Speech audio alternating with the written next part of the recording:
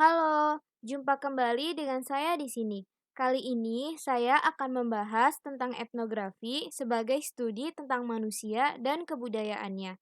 Sebelumnya, perkenalkan nama saya Alicia Nurfahriza. NPM saya 20202029. Saya dari Prodi Ilmu Kesejahteraan Sosial Universitas Pasundan Bandung. Kita mulai dari pengertiannya ya. Secara bahasa, etnografi berasal dari bahasa Yunani, yaitu ethnos berartikan rakyat dan graphia berartikan tulisan.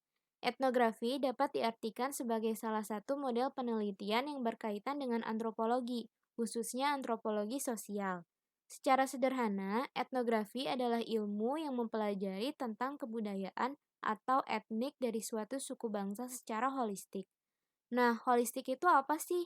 Holistik di sini artinya peneliti harus memiliki empati dan melakukan identifikasi terhadap kelompok. Para peneliti etnografi harus berpikir secara menyeluruh dengan mempertimbangkan segala aspek yang mungkin mempengaruhi tingkah laku manusia di dalam suku bangsa tersebut. Kemudian ada pengertian etnografi menurut para ahli. Menurut Roger M. Kissing, etnografi dapat diartikan sebagai pembuatan dokumentasi dan analisis budaya tertentu dengan mengadakan penelitian lapangan.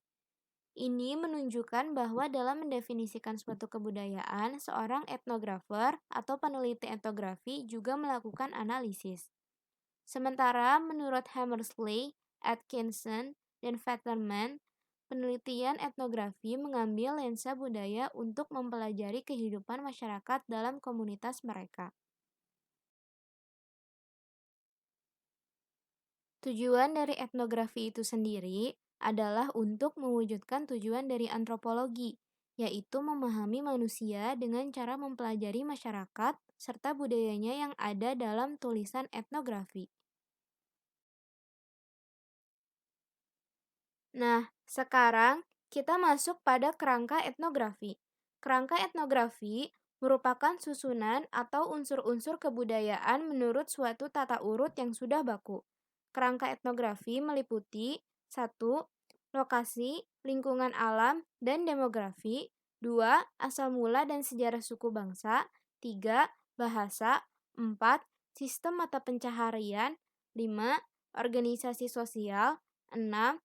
Sistem pengetahuan dan kesenian, dan yang ketujuh adalah sistem religi. Selanjutnya, ada jenis penelitian etnografi.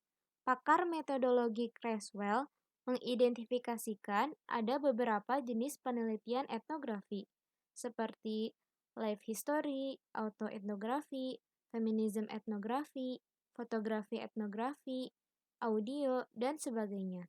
Namun, secara garis besar, metode penelitian ini dapat dikategorikan menjadi dua, yaitu etnografi realis dan etnografi kritis. Kita mulai dari etnografi realis. Etnografi realis adalah pendekatan populer yang digunakan oleh para antropolog budaya. Ini adalah laporan objektif tentang situasi, biasanya ditulis dalam sudut pandang orang ketiga, dan informasi yang dipelajari dari partisipan di lokasi penelitian dilaporkan secara objektif. Sementara itu, etnografi kritis adalah jenis penelitian etnografi di mana penulis tertarik untuk mengadvokasi pembebasan kelompok yang terpinggirkan dan tertindas dalam masyarakat kita. Peneliti kritis biasanya individu yang berpikiran politis yang mencari melalui penelitian dengan tujuan untuk mengadvokasi terhadap ketidaksetaraan dan dominasi. Lalu ada ciri-ciri penelitian etnografi. Ciri utama penelitian etnografi adalah analisis data yang dilakukan secara holistik, bukan parsial. Secara lebih rinci, Hutomo mengemukakan beberapa ciri penelitian etnografi, di antaranya yang pertama, sumber data harus bersifat ilmiah. Artinya, peneliti harus memahami gejala empirik atau kenyataan yang terjadi dalam kehidupan setiap hari di masyarakat yang diteliti. Yang kedua, pelaku sendiri merupakan instrumen penelitian yang paling penting dalam pengumpulan data. Yang ketiga, penelitian harus bersifat deskripsi, artinya penelitian harus dicatat secara teliti, fenomena budaya yang dilihat, dibaca lewat apapun termasuk dokumen resmi. Kemudian dikombinasikan, dibentuk abstrak, dan ditarik kesimpulan.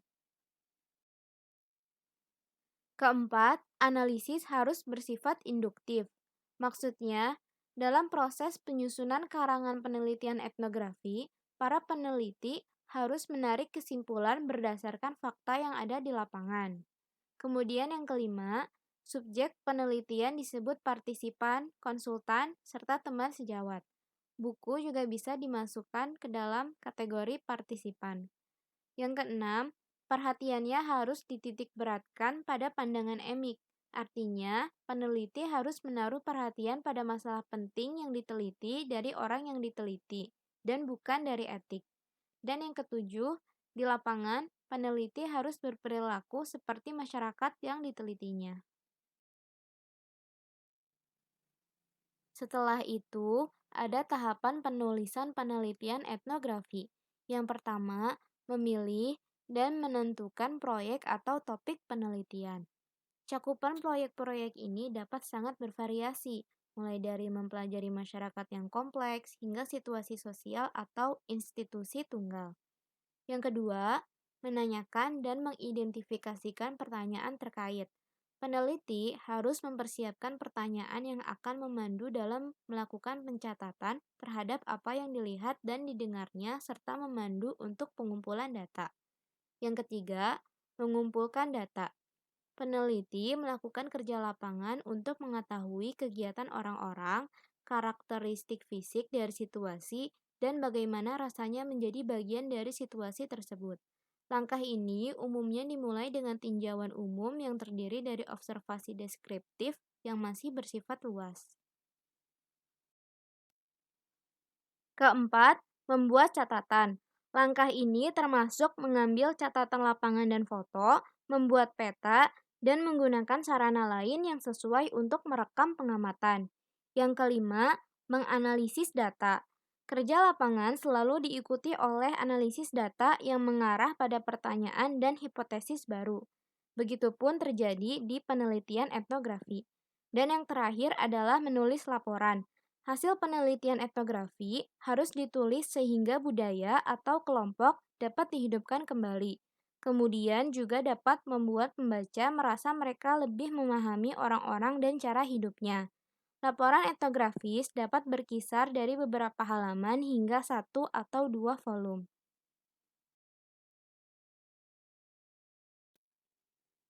Itulah tadi sedikit penjelasan terkait dengan materi etnografi. Semoga melalui penyampaian saya ini bisa memberikan wawasan serta menambah edukasi teman-teman semua.